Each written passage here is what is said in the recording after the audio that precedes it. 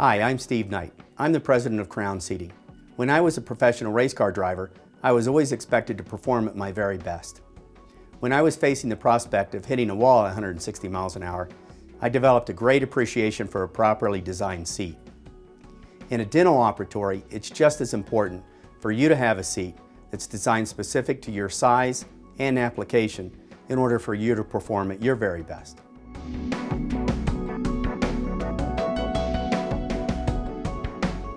Historically, all dental stools were designed for the average size male dentist, 5 foot 11 inches tall. But in today's dental operatory, there are many different sized people.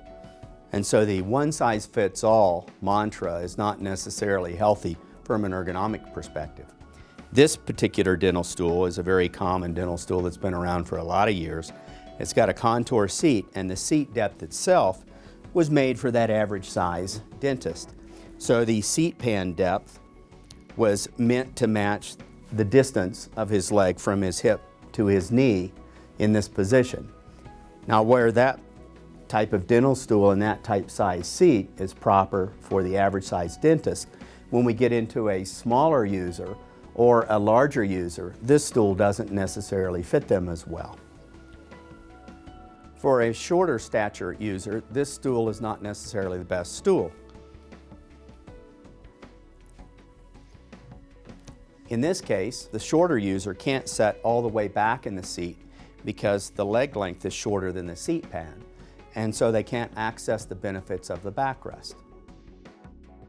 In designing a stool for a shorter user, we've taken the depth of a seat pan for the average size dentist and shortened it or shrunk it down so that the smaller user can set all the way back in the seat and access the benefits of a proper backrest. As you can see here, the shorter seat pan allows the shorter user to set further back into the seat, thus accessing the benefits of a proper backrest.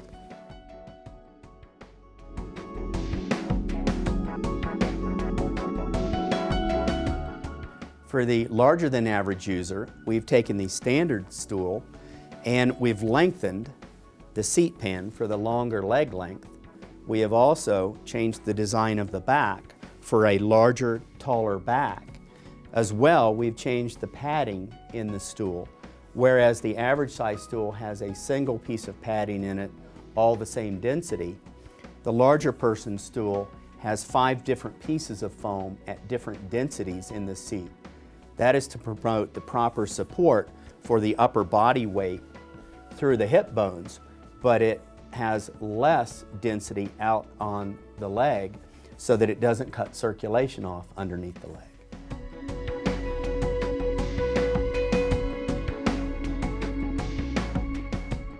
For assistant stools, this is a very traditional design of an assistant stool.